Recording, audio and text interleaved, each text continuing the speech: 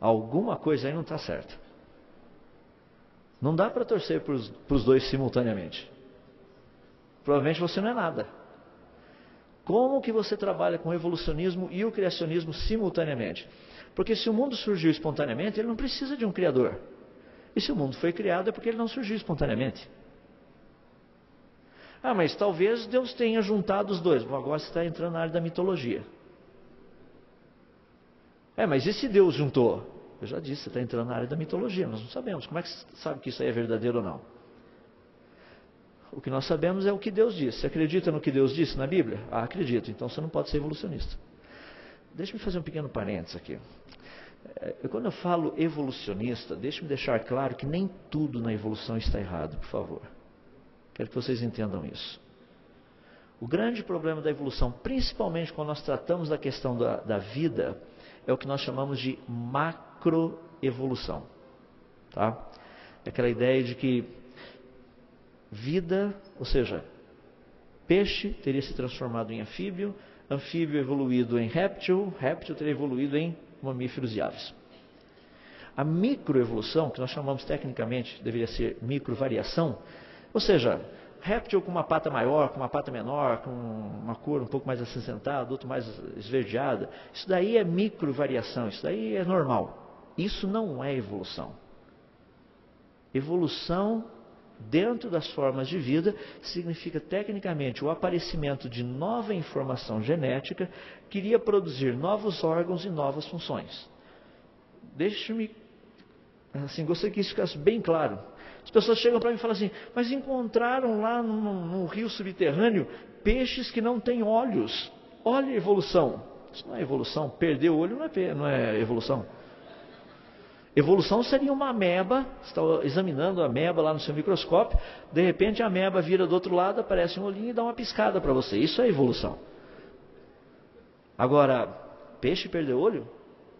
Ah, nós encontramos ali uma forma de vida que antes tinha e agora não tem mais. Isso não é evolução. Ah, mas ela se adaptou. Os criacionistas também trabalham com adaptação. E o que nós temos proposto é que a capacidade de adaptação, como nós vimos ontem à tarde, é uma capacidade de adaptação limitada. Isso é testável em laboratório. Isso é testável. A gente tem um rapaz aqui no Brasil fazendo uma tese de doutorado baseado nisso. Trabalhando com uma dita cuja de uma bactéria. Ela tem condição de variar? Claro que sim. De adaptar? Sim. É ilimitado? Não é limitado. Chega um ponto que ela bate no limite da capacidade de adaptação e o que acontece? Morre. Ela não vai continuar se adaptando, se adaptando, se adaptando, se adaptando, que é justamente o que a teoria da evolução propõe.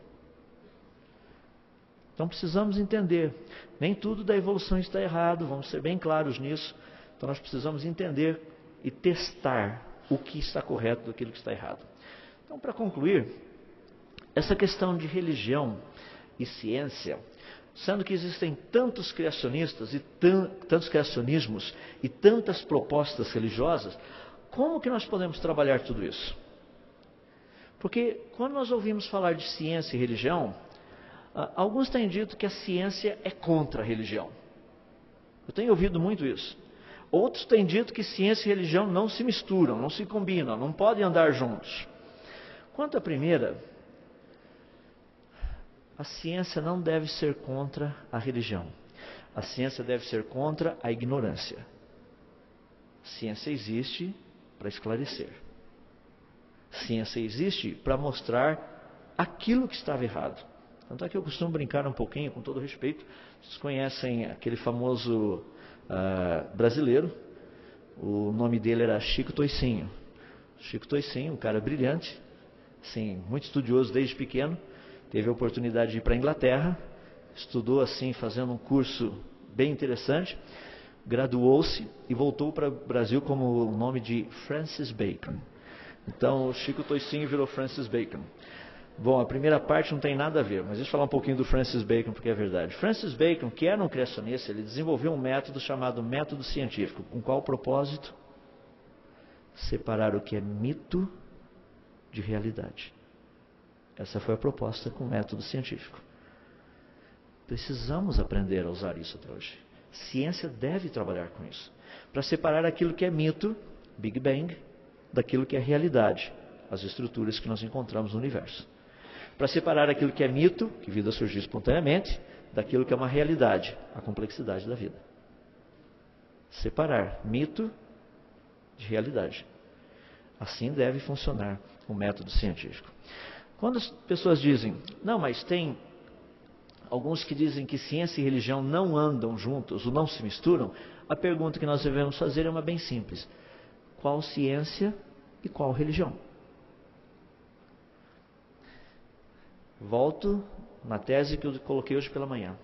Toda ciência devidamente estabelecida e toda a Bíblia corretamente interpretada nunca entrarão em contradição.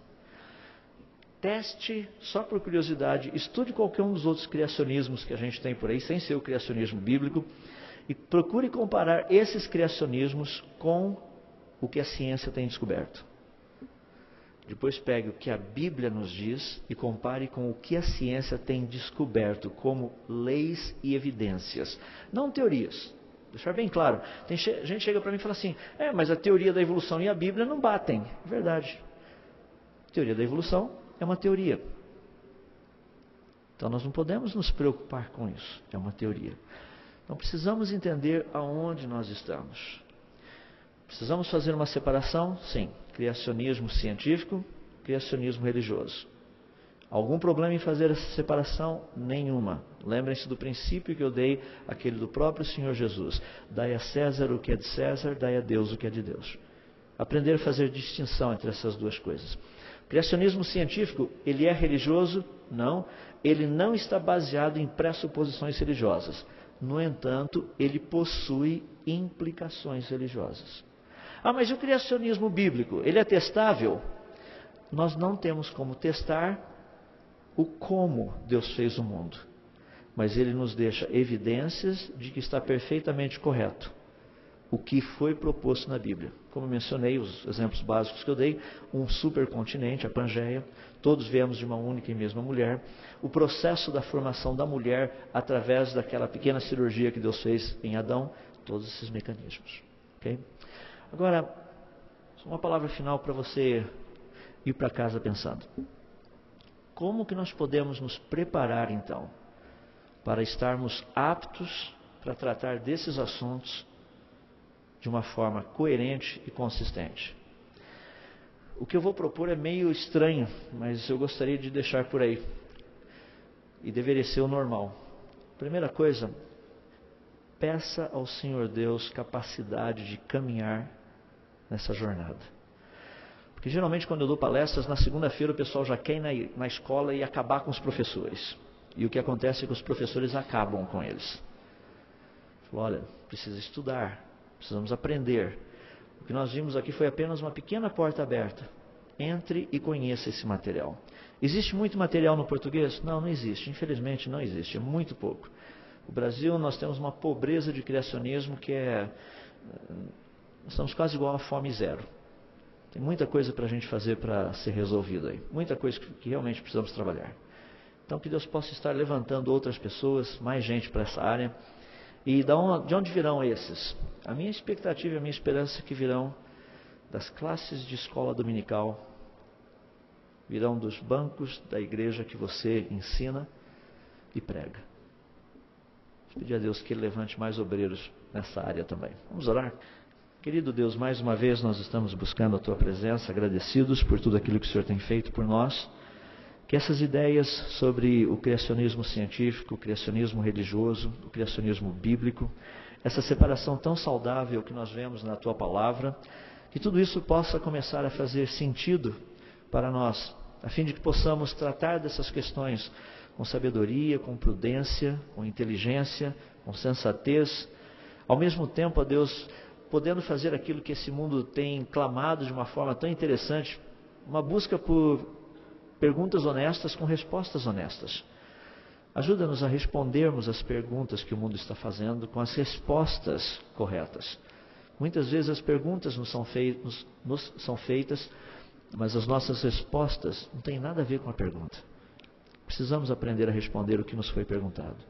Ajuda-nos, portanto. Muito obrigado por essas oportunidades, compartilharmos essas coisas, que o Senhor graciosamente possa nos ajudar a seguirmos em frente nessa caminhada.